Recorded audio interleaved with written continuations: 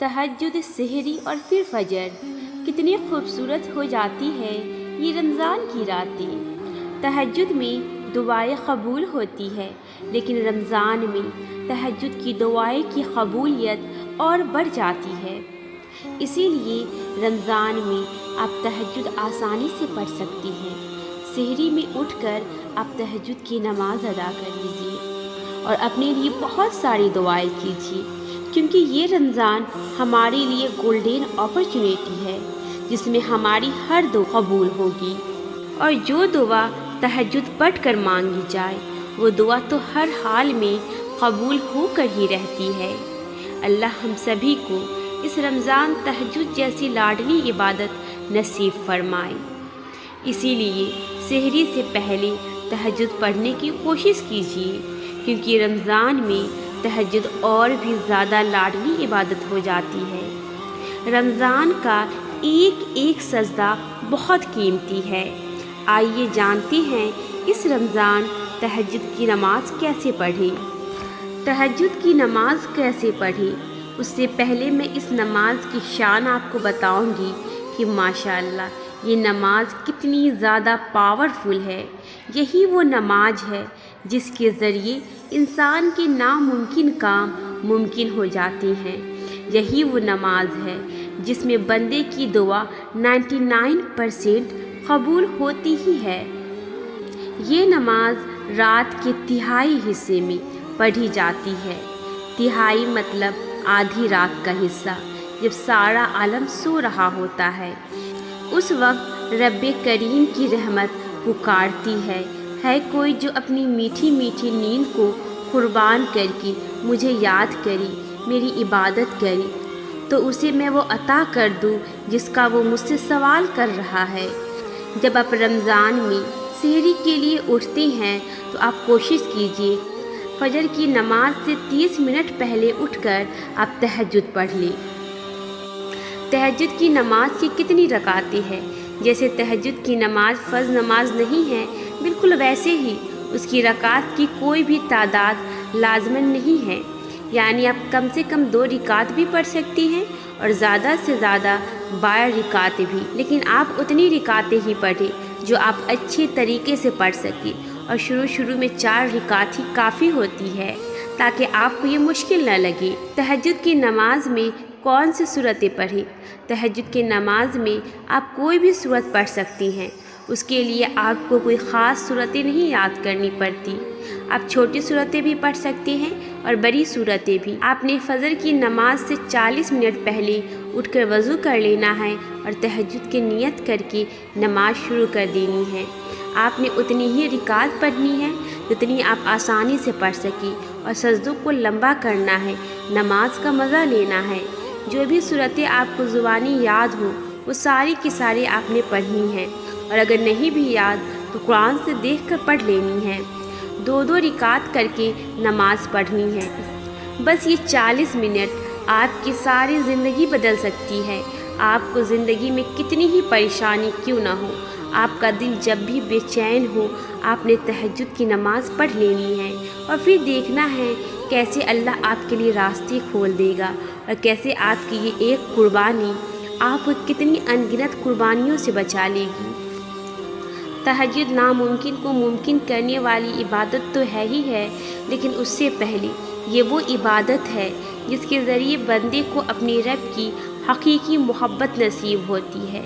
ये वक्त सबसे खूबसूरत वक्त होता है जब बंदा और उसका रब तन्हाई में मिलते हैं।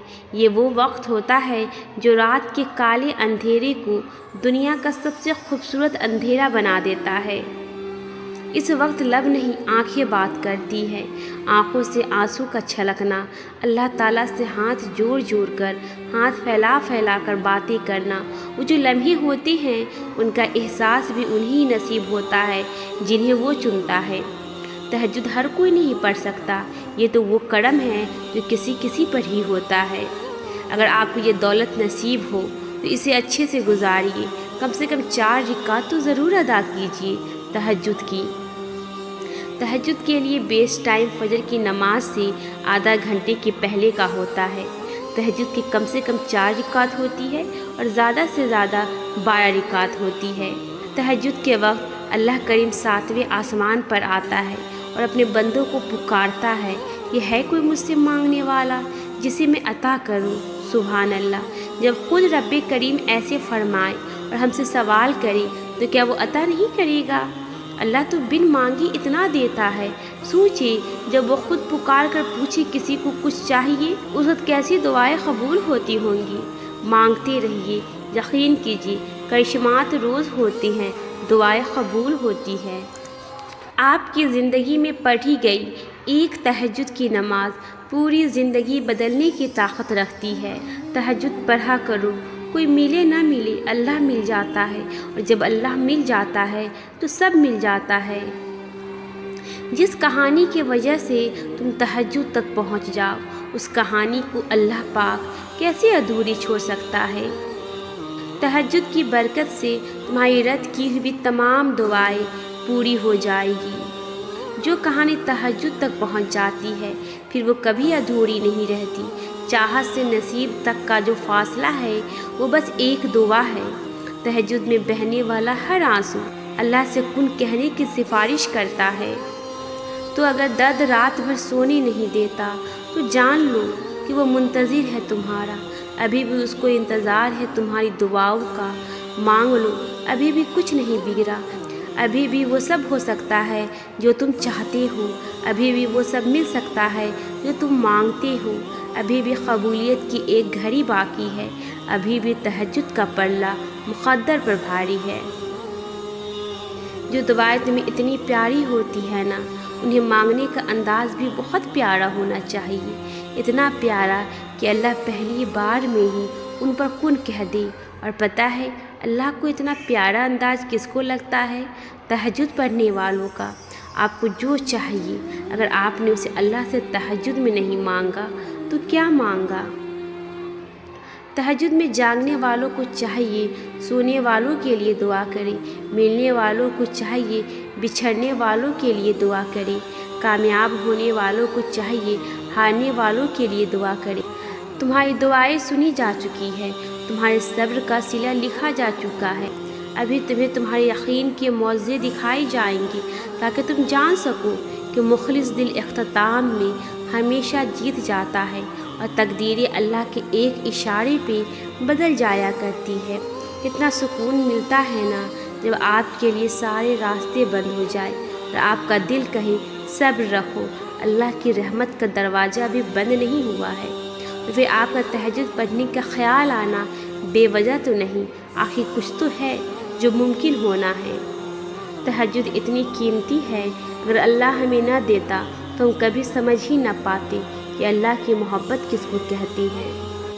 حضرت علی فرماتے ہیں، لا حاصل کو اگر پانا چاہتی ہو تو تہجد پڑھا کرو، کیونکہ جو نصیب میں نہ ہو اسے تہجد کی دعائیں مقدر میں لے آتی ہے۔ فجر اور تہجد خاموش نمازی ہیں، انہیں بہائے گئے آنسوؤں کی پکار صرف اللہ دیکھتا ہے اور سنتا ہے، تبھی تو ان میں مانگی گئی دعائیں اثر رکھتی ہے، تبھی تو ان کو ادا کرنے کے بعد انسان کا دل سکون سے بھر جاتا ہے۔ تہجد میں کی گئی دعا بند ہوئے سب دروازے کھول دیتی ہے۔ تہجد میں فرش پر کیا گیا سجدہ انسان کو عرش پر اللہ سے ملا دیتا ہے۔ دعائیں کیسے قبول ہوتی ہے؟ دعا مانگنے کے کچھ اہم اصول۔ بالکل صاف نیت کے ساتھ دعا مانگیں۔ دعا کے شروع میں اور دعا کے آخر میں درود شریف پڑھنا نہ بھولیں۔ صدقہ لازمی کریں۔ اللہ سے مانگنے کے بعد کسی انسان سے نہ مانگیں۔ اپنے لیے دعا مانگنے سے پہلے دوسروں کے لیے دعا مانگیں۔ کثرت سے استغفار کریں، کثرت سے شکر گزاری کریں۔ پوری توجہ کے ساتھ دعا مانگیں تاکہ لگے کہ آپ کے لیے دعا واقعی اہم ہے۔ تہجد کی نماز پڑھیں۔ کبھی بھی مایوسی کے الفاظ زبان سے ادا نہ کریں۔ کبھی بھی لوگوں سے یہ نہ کہیں کہ میں نے دعا مانگی اور اللہ نے قبول نہیں کی۔ کبھی بھی دل میں یہ شک نہ رکھیں پتہ نہیں اللہ میری دعا قبول کرے گا بھی یا نہیں۔ کبھی بھی ضد میں آ کر دعاؤں کا تسلسل نہ توڑیں۔ استخارہ کریں، ذکر و اذکار کریں۔ اپنی دعاؤں پہ ثابت قدم رہنا سیکھیے، کیونکہ اللہ ان سے محبت کرتا ہے جو اپنے یقین میں شک نہیں لاتے۔ آپ کی دعائیں صرف دنیا میں آپ کی مدد نہیں کرتی، بلکہ آپ کی دعائیں آخرت میں بھی آپ کی مدد کرتی ہے، کیونکہ جب ہم دعا کرتے ہیں تو ہم کثرت کے ساتھ اللہ کو یاد کرتے ہیں، اور ہمارے اللہ کو پکارنے کی کثرت کا شمار ان اعمال میں ہوتا ہے جو اجر و ثواب کے حقدار ہوتے ہیں۔ اور ہو سکتا ہے آپ کا اللہ کو کثرت کے ساتھ پکارنا ہی آپ کو جنت تک لے جائے۔ سو دعا مانگتی رہیں اور اللہ کا حمد بیان کرتے رہیں، کیونکہ دعائیں مانگنے کی اجر کبھی بھی رائگاں نہیں جاتے کہ دعائیں قبول ہو یا نہ ہو، کیونکہ دعائیں مانگتے ہوئے آپ صرف اپنی خواہش نہیں مانگ رہے ہوتے، بلکہ آپ اللہ کا حکم بھی مان رہے ہوتے ہیں۔ اللہ نے قرآن میں فرمایا ہے کہ مجھے پکارو، میں تمہاری پکار کا جواب دوں گا۔ سو آپ کو اپنی دعا بھی ملے گی اور اپنے رب کا حکم ماننے کا صلہ بھی ملے گا۔